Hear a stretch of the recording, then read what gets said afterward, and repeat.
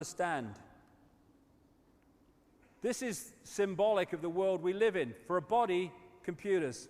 And we tap into this World Wide Web, you might call the cosmic internet, the holographic internet. And it's not, this is symbolic, the wires between them, because it ain't like that. It's like this. This Brixton Academy has wireless internet. It's here, everywhere, around us. We can't see it. It's not affecting our perception at all. But if I tune this computer to that Wi-Fi wireless internet, on that screen will suddenly appear that internet, that reality. And what we're living in, where are we, is a holographic internet, and that information exists everywhere around us, and we're decoding it unknowingly, though not now, increasingly, into this reality we think is the world. And so you had that scene in the Matrix movie, the first one, where Morpheus says, the Matrix is everywhere. It's all around us, even now in this very room. You can see it when you look out your window or you turn on your television. You can feel it when you go to work, when you go to church, when you pay your taxes. It is the world that has been pulled over your eyes to blind you from the truth. What truth? That you are a slave, Neo. Like everyone else, you were born into bondage, born into a prison that you cannot smell, taste, or touch. A prison for your mind. And the Matrix is everywhere because it is like a wireless internet which we're decoding. And we can decode vast areas of this internet. Or, as they do in China, that internet can be firewalled off so we only access that which suits those in control. And that's basically what's happened to us, not least through genetic manipulation.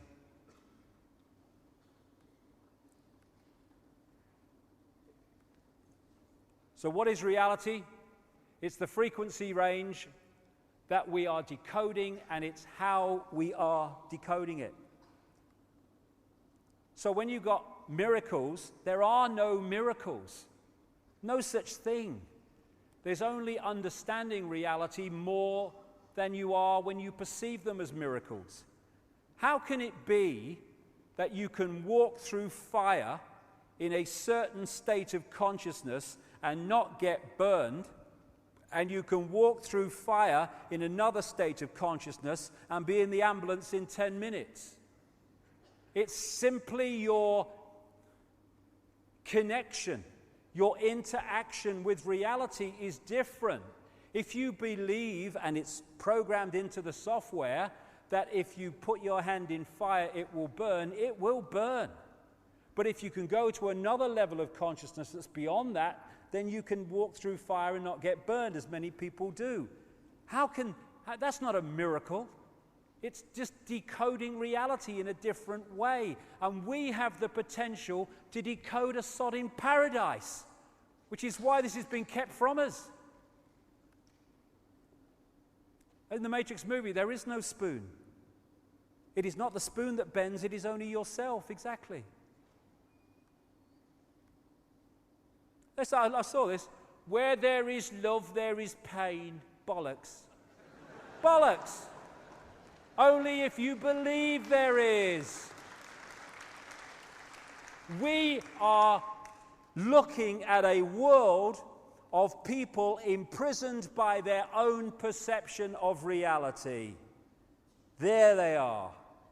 There they could be. As William Blake said, if the doors of perception were cleansed, everything would appear to man and woman as it is, infinite. I think, therefore I am, said Descartes. I compute, therefore I am, on a body consciousness level. I am, therefore I am, in terms of infinite consciousness. That's who we are. What's your name? Everything you can ever think of. And just go through this before. I've kept to time well, purely by bloody accident, mine. On one level, as I said earlier, this is a mathematical construct. This is one reason why things like numerology and numerological sequences are found all the time in secret society lore and stuff. And if you look at the codes of DNA, they've got a very digital mathematical feel about them. Same with DNA when you look at it. We are digital on one level. The Earth grid, as above, so below. The Earth is an energetic construct in the same way that we are, and it has a structure of energy lines called ley lines, meridian lines, whatever. And these are very geometrical in the way that they are laid out. Again, mathematics, geometry. And algebra, I like it, yeah. The Earth grid equals x, y squared. And xy squared, where'd that come from? I don't know. Anyway, so here's the grid, and the lines are geometrical. And what a lot of people have now, who've researched ancient structures and temples and standing stones and what have you, they found that they are amazingly, stands back in amazement, in geometrical relationship to each other all over the world. How did they do that? Miraculous? No. If you have that ancient knowledge, and I'll come to that in the second half, or the second section, you know where these vortexes are. If you put a temple or a construction on that vortex, it is going to be in relationship geometrically to these other ones because you're putting it on a geometrically formed grid. And just like we have the chakra system of vortexes, so does the Earth. And like I say, things like Stonehenge and these great constructions of the ancient world were invariably put on these vortex points, which is where the geometrical relationship comes from. Also, because of this ancient knowledge I'll talk about when we've had a break, you find that these great ancient constructions and temples and amazing creations are using classic geometrical and mathematical codes like pi and golden mean, extraordinary. Also, what comes up a lot is the Fibonacci sequence of numbers, which was attributed in terms of discovery, although it seems it was known long before, to this guy, Leonardo Pisano Fibonacci. I'm not sure, I think he was Italian, I'm not sure. And the Fibonacci sequence is you add the two numbers together to get the next one. And this sequence you find throughout nature and throughout the formation and the relationships of parts of the human body and the human face. You find this Fibonacci sequence because that's the mathematical construct level of reality manifesting itself. The same with how flowers grow and how flowers are formed. This Fibonacci sequence of numbers and mathematics comes up again and again and again. Same with these other golden mean and pi stuff as well.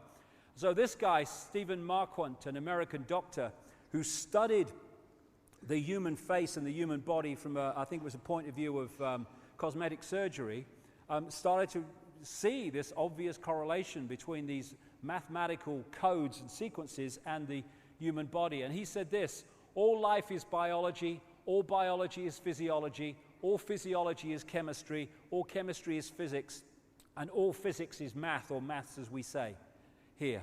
And he might have added, and all maths is energy, because that's the next level of it. We live in a almost a mechanical construct on one level as it plays out, and through things like money and other things the manipulators have introduced and controlled, they're controlling the way or influencing the way this construct operates and turning us into robots and parts of the machine when we are infinite consciousness. It's the same with astrology. When we're born at a certain time,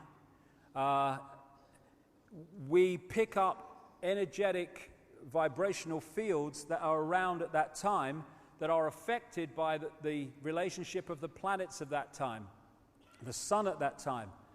And they can influence us because this affects our body consciousness auric field, And as we go through the sequences through our lives, as the planets move, we are going to be affected by them in a different way to someone born at another time in the cycle who will carry a different vibrational field and therefore interact with the planets in a different way.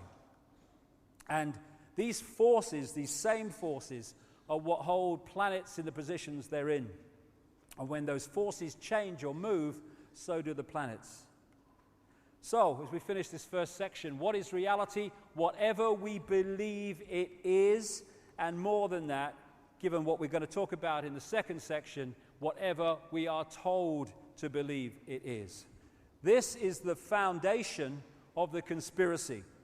And I've started with this because from that, as we move through the day, the way society is structured and the way that the whole system that we experience every day works starts to make dramatically more sense once we realize what we're dealing with, and also have the knowledge that those in the shadows, not the bushes and people like that, the ones with a real power, they understand all this, and they've structured society with that knowledge to control us through this knowledge.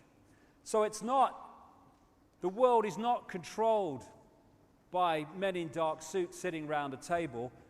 It's massively influenced by them because they're playing out this conspiracy. They're not the origins of it. This is where a lot of conspiracy researchers go so far and stop. They think this is it. It's the Bilderberg Group. It's the Council on Foreign Relations. It's the Freemasons. No. This is one level of it being played out.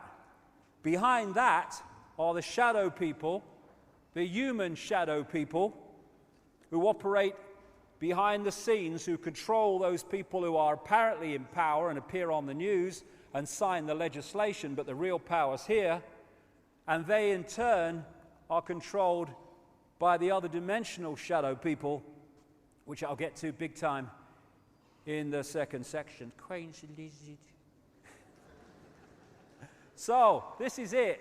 This is what it is. Tick-tock, tick-tock, tick-tock. It is a mind game.